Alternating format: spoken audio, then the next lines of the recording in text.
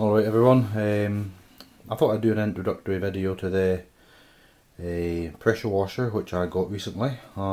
It's the SIP Industrial Tempest TP550 /206. It's a petrol powered pressure washer, which means there's basically a motor on it. Supposedly it's 7 horsepower. It's a Chinesium construction, but it's not too bad. Well, so far anyway. I haven't actually used it yet, so that doesn't say much, does it? There's issues with the quality, yeah.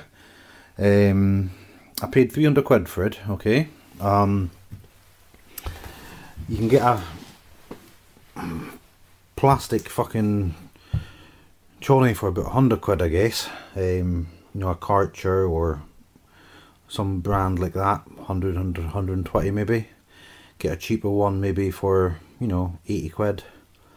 But I wanted something that was going to be hopefully capable of doing a bit of drain jetting to clean the drains. There's little indications that it's not a very good brand. The airbox up here, hold on, it's quite low so it's hard to get to. The airbox here is plastic, and without it ever actually having been run, this butterfly nut is a little bit compressed into the plastic here. So with vibration you can see that this plastic will quite likely just wear through. So I might need to get a washer or something in there to try and help alleviate that. There's no washer in it currently. Other things are sort of little issues with the wiring. It's not very tidy here, look. They've just used a zip tie to bundle the wires together.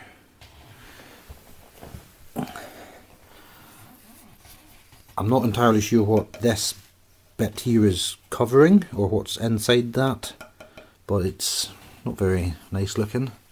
The switch here is very cheap and plasticky, sorry for my camera work, and when I first got it, that pulled off. It hadn't been put into place correctly, so that's kind of naff. Another thing is, all the machined edges, none of them have been deburred. They're all as sharp as razors, yeah. So we've got a filler level check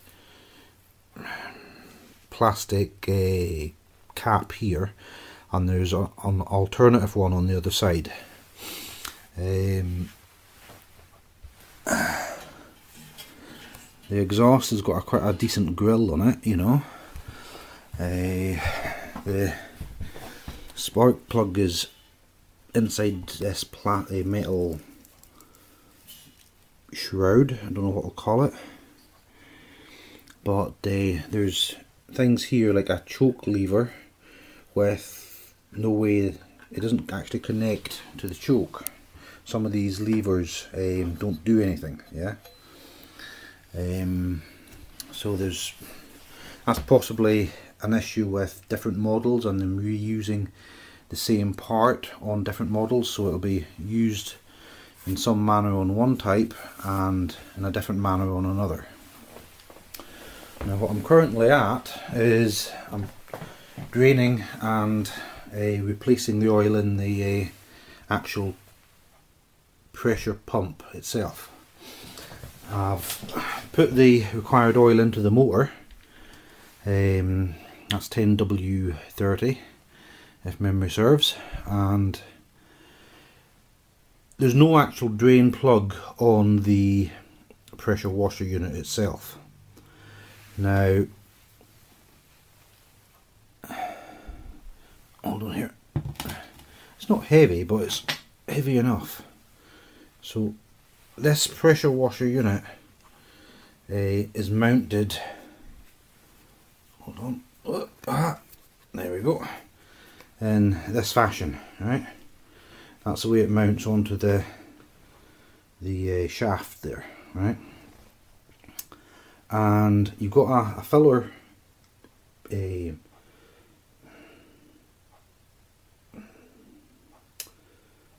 hole for filling the oil, but there's no actually any hole for draining the oil.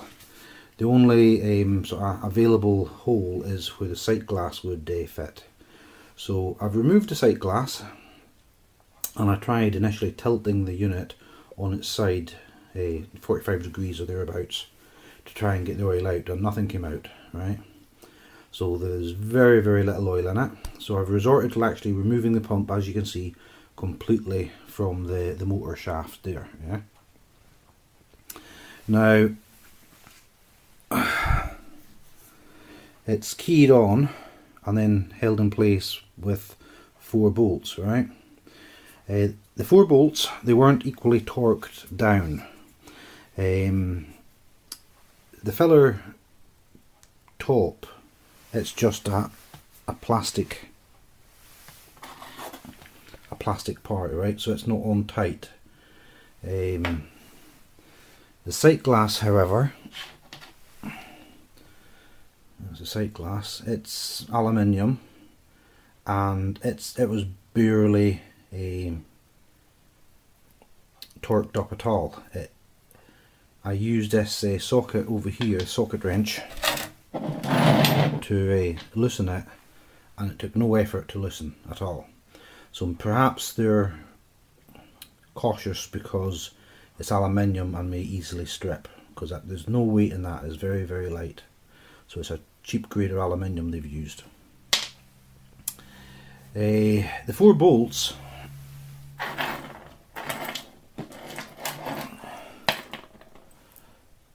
they're supposedly 8.8. They don't feel like 8.8 bolts, but I might be incorrect there, okay? But none of them were, one bolt was particularly tight. The other 3 were a bit on the slack side. I wouldn't say they were slack enough to work out, but they hadn't been torqued down with a torque wrench. They weren't torqued to the same setting, right? Each of them was on a different sort of level. So that's a bit, I wouldn't say worrying, but something to be aware of. Now, I've drained the oil into this aluminium tray here, and that is all that she wrote, folks. There is, I don't know what that is, maybe 50 millilitres of oil, possibly, something along that lines. So it doesn't need much. Now the reason I've drained this, and bearing in mind this is a new machine, is that the oil wasn't visible in the sight glass, and you can see there's a red mark in the middle indicating the required level. It wasn't displayed in the sight glass at all, okay? So I wanted to top it up. Now I contacted Toolstation, and you know, that Toolstation is the company I bought it from, and they referred me to the manufacturer, and obviously the manufacturer is SIP. Now I say manufacturer with a pinch of salt, okay, because I believe the case to be that SIP are simply importing them from a Chinese manufacturer, okay, and then rebranding them. So I don't know who the manufacturer is, but on contacting SIP, they did confirm that they do a sort of pre-check of everything, and they in fact put oil into the pressure pump. Now they couldn't confirm what oil they put in, however. The 2 guys I spoke with were very vague on what oil to use. the actual manual says it's 85W90, okay, but SIP, or the guys at SIP, seem to think that SAE 30 will suffice.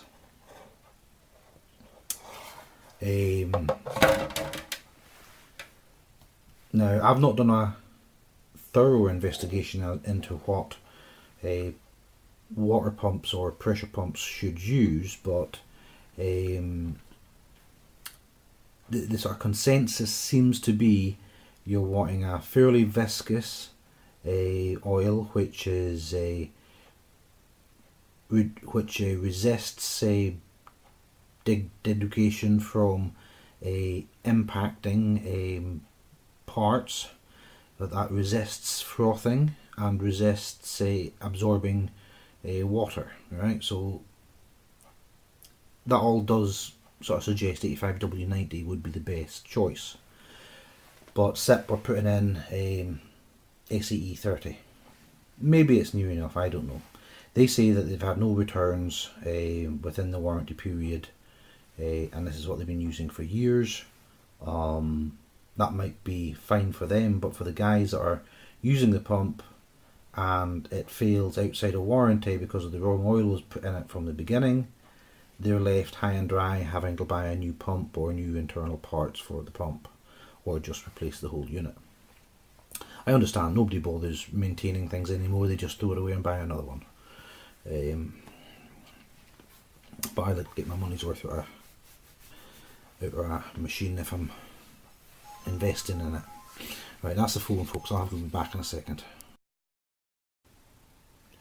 Alright guys, I don't know where I was. I think I was talking about the oil. That phone call was longer than I expected. As you can see, it doesn't take much oil. The torque settings on the bolts were now very even. I mentioned that. Yeah, you know, I think that's all I have to say really now. I've kind of run out of steam. So I will continue. Well, I'll try to drain every last drop of oil out of here before I reassemble it and replace the oil with some Silcoline here. Silcoline's a good brand. It's SAE 85, SAE 90, so that's what's specified in the manual. And I always maintained that Silcoline, you know, the two-stroke stuff was the best for the two-stroke motorbikes. I used to swear by it. It's always been a bit on the expensive side, but I always thought the bike performed better with it. So,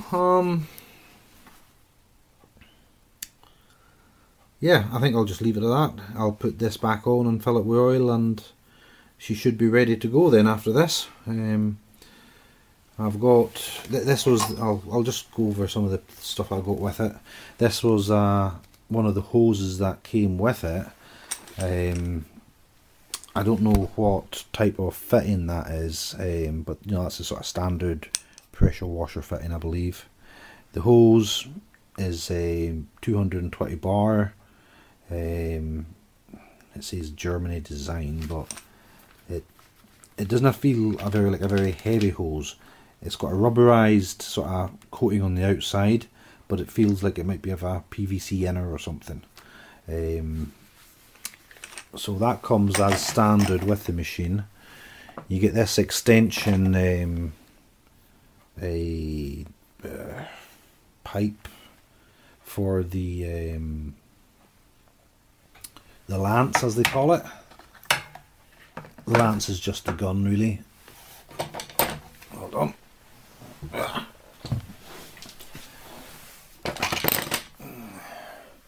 That's the lance, made in China. It's got a rubberized handle. I don't like these rubberized handles because over time the oils come out of the rubber, it's a sort of plasticized, rubbery sort of feel. And if it's not a good quality, then the oil comes out of them and it kind of degrades and falls apart, and it seems to be just glued on. So that's a poor thing, you know. Maybe you can buy replacements of a better quality, and then the rubberized bits like this on the back of it, which is no necessary bits here as well, serves no purpose, and it just means that the unit becomes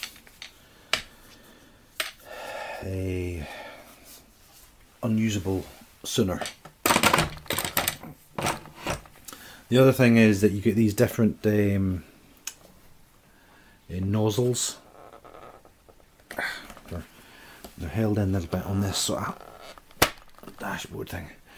You know, you've got different nozzles, different diameters for different jetting characteristics.